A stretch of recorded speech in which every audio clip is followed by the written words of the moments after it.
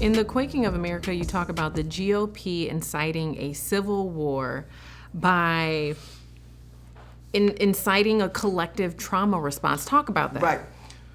I'm gonna just say, so when I talk about the GOP inciting a war, and inciting specifically a racialized war, having very racialized pieces to it,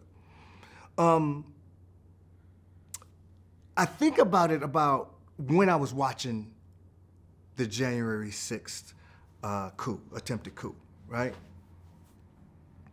I'm sitting there watching that, and there's a part of me that knows this is getting ready to be crazy, right? I'm watching what people starting to show up, white people starting to, a lot of white, like when a whole lot of white people start showing up to an event, as in my black body, I'm like, this could go bad really quickly, right? Specifically around democracy, around votes, around legislature, right? I'm sitting there watching that, and then I start to see the gallows being erected, right? I'm like, wow, that's, so we're reaching back, and now we got a hangman's noose. Just showed up, emerged out of nowhere, right? Now I'm starting to see the swastika signs. Oh, okay, all right. Now I'm starting to see the Auschwitz signs. Now I'm starting to see AR-15s. Now I'm starting to see weapons. Now I'm starting to see people kick out windows. Ain't nobody dead yet?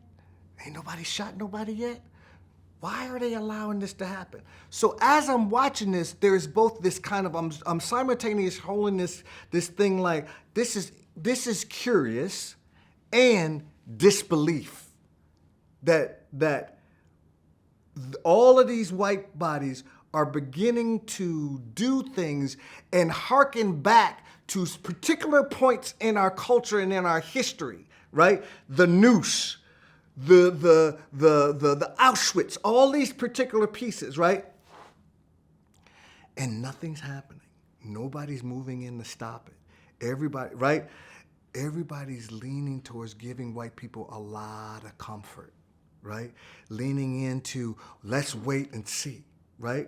When I'm sitting there thinking that would never be allowed if indigenous people, 6,000 indigenous, 10,000 indigenous people showed up and decided to do that. That would never be allowed if 10,000 black folks lined up and started and tried to do that type of stuff. The GOP is purposely trying to incite a collective trauma response, particularly around race. The reason why is that I believe it's good business. There's a market for racism. There's always been a market for white body supremacy.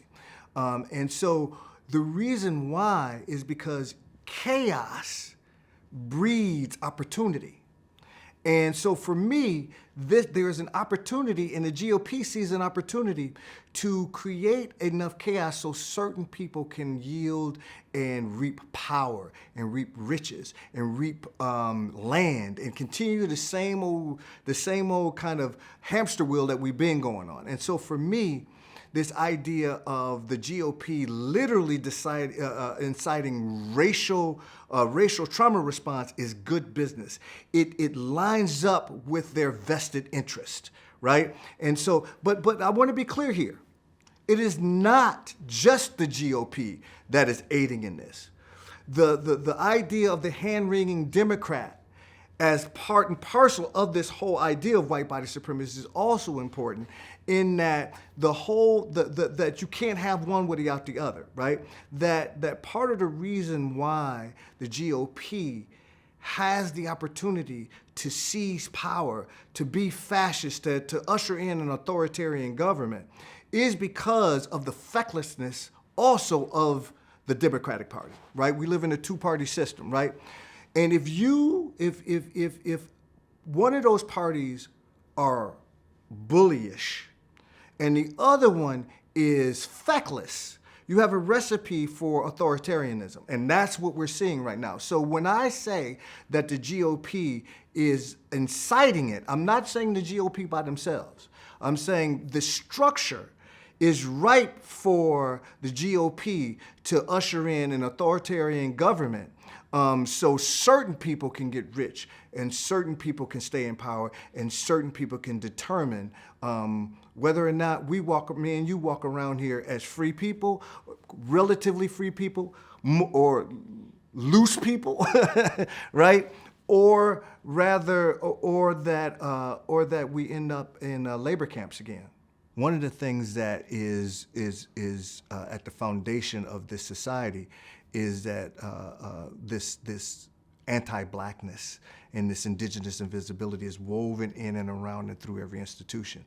The other thing that is woven in and around and through this institution is white fear, right? And so part of the evoking that the GOP is trying to do is stoking that fear, stoking and putting things up that really historically white people remember, right? Even if it's not in the forefront of their brain, something about their body responds to that, right? So there's a fertile field for the GOP to incite racial violence, because that piece has never been dealt with. The piece around white people's supposed fear of the black body, right? Even if it's not real, even if it's not couched in anything, that still exists. And so all they're doing is stoking those pieces and using it in order to position themselves to continue to stay in power and continue to fundraise and do those particular pieces. That's why I believe they're doing it. And that's why I don't think it's going to go anywhere. I think it's important for the GOP in terms of their base, to keep giving their base the information and the things that they like to hear, right? Keep giving that to them, so when they need them, if they need a small section of people to take up arms and storm the Capitol again, there are people out here. There are people in that white Republican population that will do that. They know there's a percentage of those people, right? If they want to fundraise, they know there's a percentage of people that all they got to hear is anti-black something, right? And so the stoking is something that they've been doing anyway. What I'm talking about in Quaking of America is that the energy now is so pressurized that there is even more opportunity for the GOP to kick off a civil war based on race, because there's been such a history of not dealing with race that the pressure now is to a boiling point. So paint this picture, okay? What does evoking a collective trauma response look like? What does that mean? Let me give you an example.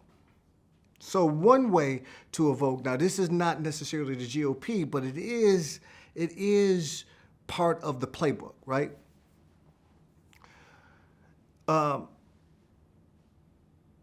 You have a black body like Colin Kaepernick or Sister Osaka playing tennis, who says, I am worn out, I can't do it no more, right? Or Colin Kaepernick kneeling on the football field, right? A collective trauma response is when you see primarily people in the white community saying, that is untenable, that is unworkable. Having that man kneel on the football field quietly cannot stand. Get him out of the league, blackball him, or whiteball him, like that. What you're watching is a collective trauma response that's steeped in history. How dare that black Afro-wearing man, right, kneel on the football field to protest police brutality? That makes me uncomfortable. Get him out of the league. That is a reflexive, uninterrogated response. When the young sister Osaka says, this is hurting me, so I don't want to expose myself to the press in this way. I need some rest.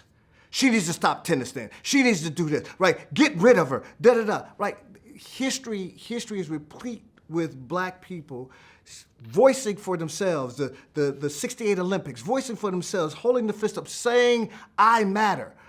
That evokes a traumatic response from the collective of white people. How dare he or they or them make us uncomfortable?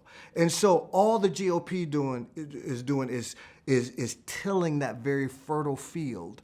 And I do see it, I don't see it being quiet this next time around. I don't see it being without bloodshed this time around. I see this being something that I see an authoritarian regime in the wings ready to come in. And part of that regime is stoking the kind of racial fields that have never been tended to.